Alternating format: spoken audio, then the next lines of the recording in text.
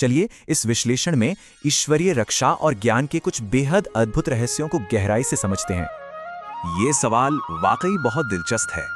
जब अधर्म की छाया बढ़ती है तो आखिर सृष्टि में क्या होता है? असल में ईश्वरीय शक्तियां हमेशा धर्म और सच्चे भक्तों की रक्षा के लिए अपने आप प्रकट हो जाती हैं। माता त्रिकुटा ने आजीवन तपस्या की और भगवान विष्णु के कल्कि अवतार की प्रतीक्षा में स्वयं को समर्पित किया। यात्रा के दौरान माता की पवित्रता को भैरवनाथ से बचाने के लिए स्वयं हनुमान जी ने उनकी रक्षा की। फिर गुफा से बाहर आके उन्होंने महाकाली का एकदम प्रचंड रूप धारण किया और उस खतरे का सर्वनाश कर दिया। ठीक इसी तरह के ब्रह्मांडीय संरक्षण का एक और बेहद रहस्यमयी और सर्वोच्च रूप है देवी तिरस्कारिणी। शक्ति संगम तंत्र और ललितोपाख्यान जैसे रहस्यमयी ग्रंथों में आध्यात्मिक सुरक्षा देने वाली इन रश्मिमाला देवी का वर्णन मिलता है। ललितोपाख्यान के उस महायुद्ध में इन्होंने अपने अस्त्र से भंडासुर के 7 असुरों को अंधा करके उनका संहार कर दिया। सोचिए, विजय के बाद असुरों के मस्तकों की माला पहनकर उनकी वो भयंकर गर्जना कितनी खौफनाक और शक्तिशाली रही होगी। संस्कृत का ये पवित्र ध्यान श्लोक अंधकार पर विजय पाने वाली उनकी इसी अपार शक्ति को नमन करता है। अब उनका ये स्वरूप वाकई दिलचस्प है। तमाल वृक्ष जैसा एकदम श्यामवर्ण, काला अश्व और अचूक अस्त्र। इनका सबसे मुख्य उद्देश्य ही है जीवन की सभी बाधाओं और नकारात्मक ऊर्जा को पूरी तरह से अदृश्य कर देना। लोग विशेष रूप से आध्यात्मिक सुरक्षा, आकर्षण और एक अजेय तांत्रिक कवच पाने के लिए इनकी साधना करते हैं। लेकिन सिर्फ इन स्वरूपों को जानना काफी नहीं है। इस ईश्वरीय ज्ञान को व्यवहारिक जीवन में उतारना बेहद जरूरी है। इसे समझने के लिए चलिए राजा और मीठे अंगूर खाने वाली एक छोटी सी चिड़िया की ये कहानी देखते हैं। अपनी जान बचाने के बदले में उस चतुर चिड़िया ने राजा को ज्ञान के ये 4 बेहद महत्वपूर्ण नियम बताए। राजा की समझ पर रखने के लिए चिड़िया ने डाल पर उड़कर अपने पेट में 2 हीरे होने का झूठ बोला। राजा ने तुरंत वो ज्ञान भुला दिया और असंभव बात पर विश्वास करके चिड़िया को छोड़ने का पछतावा करने लगा। ये कहानी शानदार ढंग से दर्शाती है कि सिर्फ ज्ञान सुनना और उसे वास्तव में लागू करना कितना अलग है।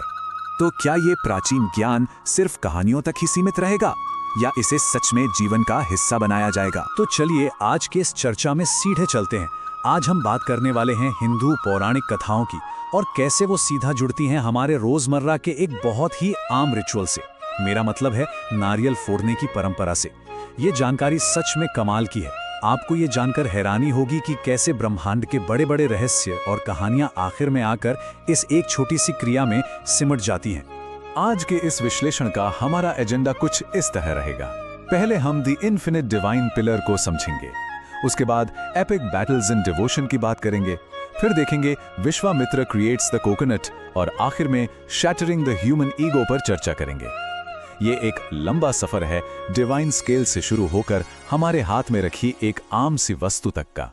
तो शुरुआत करते हैं हमारे पहले सेक्शन से, the infinite divine pillar, discovering the limits of the gods. अब इस प्रसंग को देखें तो एक बार देवताओं, ऋषियों और इंसानों के बीच एक बड़ी बहस छिड़ गई। मुद्दा ये था कि आखिर भगवान विष्णु और भगवान शिव में से बड़ा कौन है। तभी वहां अचानक एक अनंत अग्नि स्तंभ यानी आग का एक विशाल खंभा प्रकट हो गया। इसे देखकर भगवान विष्णु ने एक सुअर यानी वराह का रूप लिया और नीचे की तरफ खुदाई शुरू की ताकि उसका बेस मिल सके। दूसरी तरफ भगवान शिव ने हंस का रूप लिया और ऊपर की तरफ उड़े ताकि उसका शुरुआती छोर मिल सके। पर पता है क्या, अपनी इतनी असीम शक्तियों के बावजूद दोनों में से कोई भी उस खंभे का अंत नहीं पा सका। डिवाइन पावर की विशालता का इससे बड़ा उदाहरण और क्या होगा। और यहां आता है सबसे जरूरी हिस्सा। जब दोनों देवता थककर नम्र हो गए तो उस प्रकाश से एक दिव्य आकाशवाणी हुई जिसने सारा भ्रम एक झटके में दूर कर दिया। उस आकाशवाणी ने कहा, हरि और हर एक हैं, यानी विष्णु और शिवा सच में एक ही परम सत्य के 2 रूप हैं। एक सृष्टि को बनाता और पालता है तो दूसरा उसमें परिवर्तन और संहार करता है। बात बस नजरिए की है। अब ब्रह्मांड की इन कथाओं से आगे बढ़ते हैं। Section 2, epic battles and devotion, manifestations of divine power and strategy. यहाँ पर आकर हम उन 3 देवताओं को देखते हैं जिनकी स्रोत सामग्री में काफी चर्चा हुई है। माँ काली जो अल्टीमेट स्ट्रेंथ और फियरलेसनेस की प्रतीक हैं, बटुक भैरव जो नेगेटिव एनर्जीज से प्रोटेक्शन देते हैं और लॉर्ड हनुमान जो हर तरह की बाधाओं और दुष्ट शक्तियों को नष्ट करते हैं। हुआ ये कि देवदत्त नाम के एक सच्चे भक्त ने नवरात्रि के दौरान इन तीनों का एक ही साथ आवाहन किया। एक साथ इनकी पूजा करके उसने ताकत, सुरक्षा और बाधा मुक्ति का एक एकदम परफेक्ट बैलेंस बना लिया। ये वाकई इस बात का सबूत है कि सच्ची भक्ति किस तरह इन डिवाइन शक्तियों को आकर्षित कर सकती है। और अगर डिवाइन स्ट्रैटेजी की बात करें तो इस महाभारत की टाइमलाइन को ही लीजिए। शाम ढलते ही भगवान कृष्ण जानबूझकर राक्षस घटोत्कचा को युद्ध में भेजते हैं। आधी रात तक घटोत्कचा अपने माया जाल से ऐसी तबाही मचाता है कि सभी कौरव डर के मारे भागने लगते हैं। लेकिन ध्यान दीजिएगा, लेट नाइट में सिर्फ कर्ण, जिसे अपने अस्त्र कौशल पर बेहद अहंकार था, वो डटा रहता है। सुबह होते होते हालात ऐसे बन जाते हैं कि कर्ण को मजबूरी में इंद्र द्वारा दी गई अपनी सबसे पावरफुल और एकमात्र डिवाइन शक्ति घटोत्कचा को मारने के लिए चलानी पड़ जाती है। ये लॉर्ड कृष्णा की एक ब्रिलियंट मास्टर स्ट्रैटेजी थी। उन्होंने घटोत्कचा की माया का इस्तेमाल करके उस अहंकारी कर्ण को अकेला कर दिया ताकि वो अपना सबसे बड़ा अस्त्र गवा बैठे। अब हम अपने मेन फोकस की तरफ आते हैं, जहां ये सारी बातें हमारी रोज की परंपराओं से जुड़ती हैं। Section 3, Vishwamitra creates the coconut, the origin of a sacred ritual. अब यहाँ एक बड़ा ही इंटरेस्टिंग सवाल सामने आता है। सोचिए, नया वाहन लेना हो, शादी हो या नए घर में प्रवेश हो, आखिर हर शुभ काम से पहले किसी और चीज की नहीं, बस एक नारियल की ही बलि क्यों दी जाती है? हम सब इस परंपरा को रोज होते हुए देखते हैं, पर क्या कभी इसके पीछे की कहानी के बारे में सोचा है? इसकी मिथोलॉजिकल स्टोरी सच में हैरान करने वाली है। एक बार महर्षि विश्वामित्र भगवान इंद्र से इतने ज्यादा गुस्सा हो गए कि उन्होंने एक पैरेलल यूनिवर्स यानी अपनी एक अलग ही सृष्टि बनानी शुरू कर दी। और उसी नई सृष्टि में उन्होंने इंसान के एक विकल्प, एक ह्यूमन सब्स्टिट्यूट के रूप में इस नारियल की रचना की। यही वजह है कि अगर आप नारियल के बाहरी खोल को कभी ध्यान से देखेंगे तो उसमें बिल्कुल एक इंसान की तरह 2 आंखें और एक मुख दिखाई देगा। कमाल की बात है ना? तो इस श्रीफल या नारियल को अर्पित करने का मूल मकसद क्या था? असल में प्राचीन काल में जब अनुष्ठानों में जानवरों या इंसानों की बलि देने की परंपरा थी, उस हिंसक प्रथा को पूरी तरह खत्म करने के लिए ये नॉन वायलेंट और सात्विक परंपरा शुरू की गई। इंसान के प्रतीक के रूप में इस नारियल की बलि दी जाने लगी।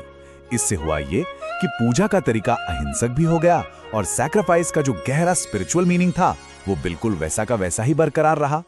चलिए अब इस पूरी चर्चा के सबसे गहरे हिस्से की ओर चलते हैं। Section 4, shattering the human ego, the profound spiritual metaphor. यहां आकर बात बिल्कुल साफ हो जाती है। The coconuts duality. नारियल का जो बाहर का बेहद सख्त खोल होता है वो दरअसल हमारे उस जिद्दी अहंकार और घमंड को दर्शाता है जिसे हम हमेशा अपने साथ लेकर चलते हैं। वहीं उसके अंदर का सफेद हिस्सा और पवित्र जल हमारी शुद्ध निष्कलंक आत्मा का प्रतीक है। देखिए कैसे ये बिल्कुल उस अहंकार जैसा है जो हमने उन पिछली कथाओं में देवताओं और कर्ण जैसे योद्धाओं में देखा था। चाहे देवता हो या इंसान, अहंकार को आखिरकार नम्रता के आगे टूटना ही पड़ता है। इसलिए नारियल फोड़ना कोई मामूली फिजिकल एक्ट नहीं है। ये 3 स्टेप्स का एक बहुत ही डीप सिंबॉलिक प्रोसेस है। पहला स्टेप, अपने अंदर के उस सख्त अहंकार को पहचानना और स्वीकार करना। दूसरा, उस कठोर खोल को पूरी ताकत से ईश्वर के चरणों में दे मारना, यानी अपने ईगो को चकनाचूर कर देना। और तीसरा, अपना अहंकार तोड़ने के बाद उसके अंदर छुपे उस शुद्ध और सफेद आत्मा को परमात्मा के आगे पूरी तरह सरेंडर कर देना। अपनी सच्ची आत्मा को बाहर लाने का यह कितना प्यारा तरीका है। और जब इस तरह से पूरी नम्रता के साथ अहंकार को त्यागा जाता है तो उसके स्पिरिचुअल फायदे भी उतने ही कमाल के होते हैं। स्रोत सामग्री बताती है कि इससे जीवन के गहरे दुख और रुकावटें दूर हो जाती हैं। घर में धन, खुशियां और समृद्धि आती है। और सबसे अच्छी बात, जब इस टूटे हुए नारियल को भगवान के आशीर्वाद यानी प्रसाद की तरह खाया जाता है तो ये शरीर की कमजोरी को भी दूर करता है। मतलब सच्ची ताकत सच में ईगो दिखाने से नहीं बल्कि हम्बलनेस से आती है। तो इस चर्चा को खत्म करने से पहले एक बार सोच कर देखिए, हमारे आसपास ऐसी कितनी ही साधारण चीजें हैं जिन्हें हम रोज देखते हैं, पर उनके अंदर ऐसी ही प्राचीन कथाएं और इतने गहरे लेसन्स छुपे होते हैं जिन्हें हम अनदेखा कर देते हैं। एक आम सा नारियल जो आपको किसी भी लोकल मार्केट में मिल जाएगा, उसमें पैरेलल यूनिवर्सेस के बनाने की ताकत, सच्ची भक्ति का असर और हमारे ईगो को तोड़ने का सबसे बड़ा लेसन छुपा हुआ है। अगली बार जब भी पूजा में नारियल टूटते हुए देखें तो उसमें छुपे इस गहरे स्पिरिचुअल अर्थ को जरूर महसूस कीजिएगा। इस चर्चा में हमारे साथ जुड़े रहने के लिए आपका बहुत बहुत शुक्रिया।